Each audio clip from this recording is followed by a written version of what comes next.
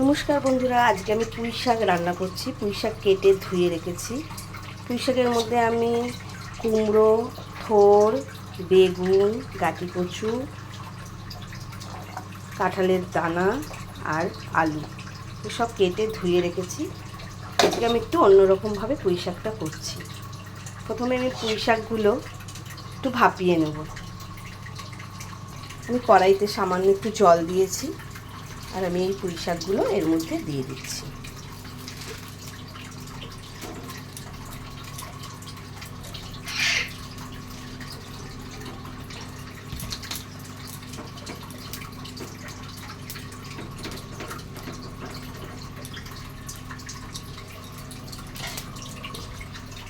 এবার আমি ঢাকনা দিয়ে এটা সেদ্ধ হতে দিলাম।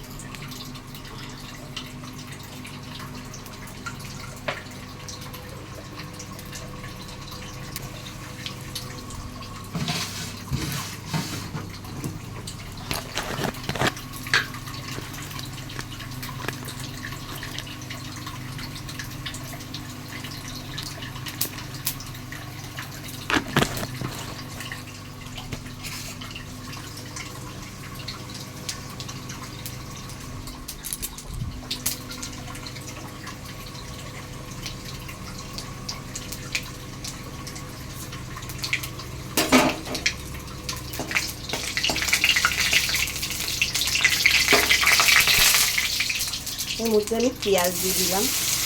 দুটো পেঁয়াজ আমি কেটে রেখেছিলাম।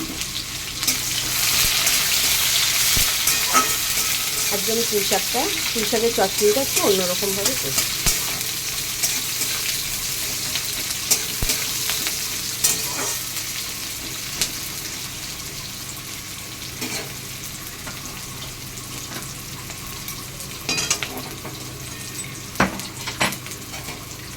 পেঁয়াজটা আমি একটু লাল লাল করে ভাজবো।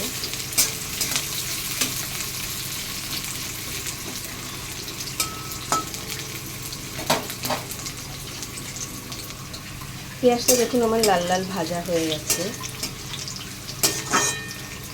এবার এর মধ্যে আমি একটু টমেটো বাটা দেবো।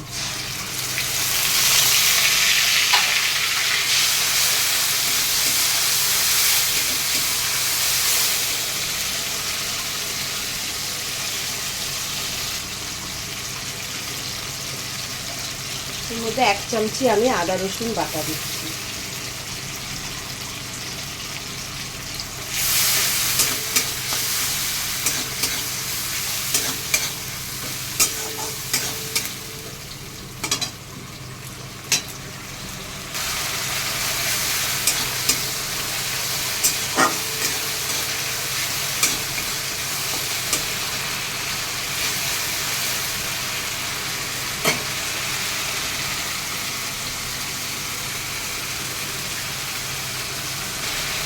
আদা রসুনের একটু গন্ধটা দিয়ে চলে গেল। আমি এর মধ্যে একটু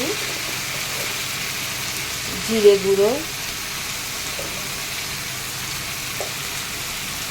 সামান্য একটু লঙ্কার গুঁড়ি আর একটু হলুদ গুঁড়ো,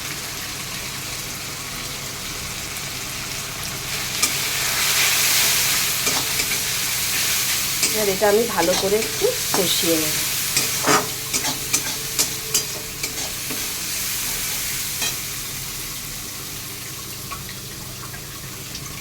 এর মধ্যে আমি একটু সামান্য একটু জল দিয়ে দিচ্ছি।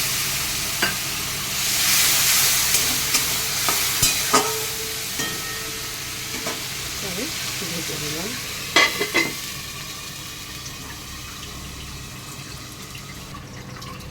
ঢাকনা তুলে রেখে মশলাটা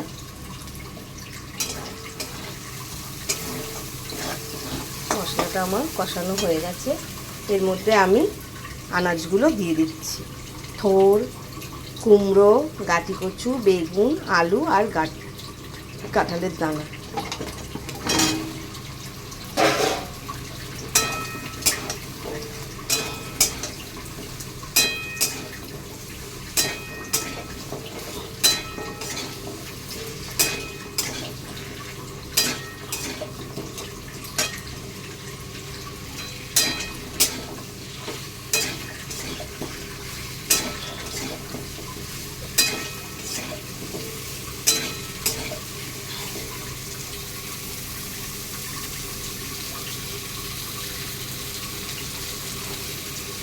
এদিকে দেখুন পুঁই শাকটা আমার ভাপানো হয়ে গেছে।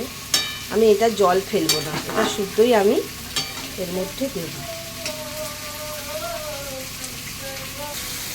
এটা আমি কষানো হয়ে গেছে, এর মধ্যে আমি পুঁই শাকটা ঢেলে দেবো।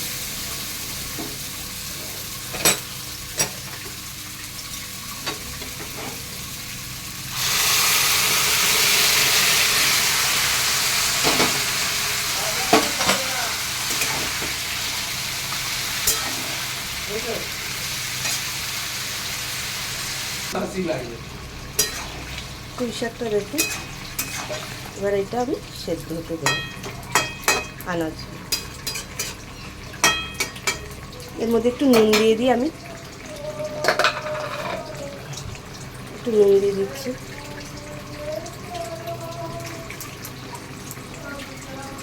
আর এই দুটো কাঁচা লঙ্কা আমি দিয়ে দিচ্ছি।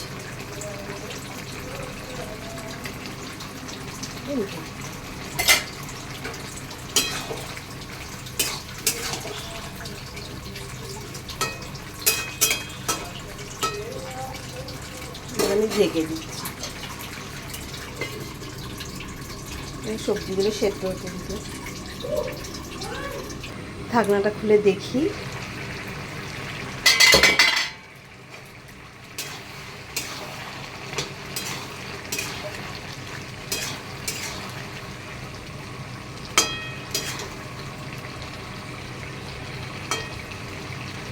আর একটু সেদ্ধ হবে।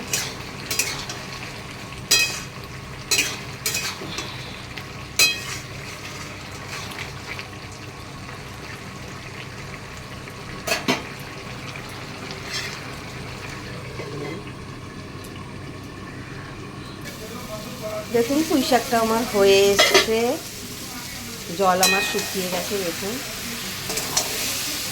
এবার এর মধ্যে আমি একটু চিনি দেবো।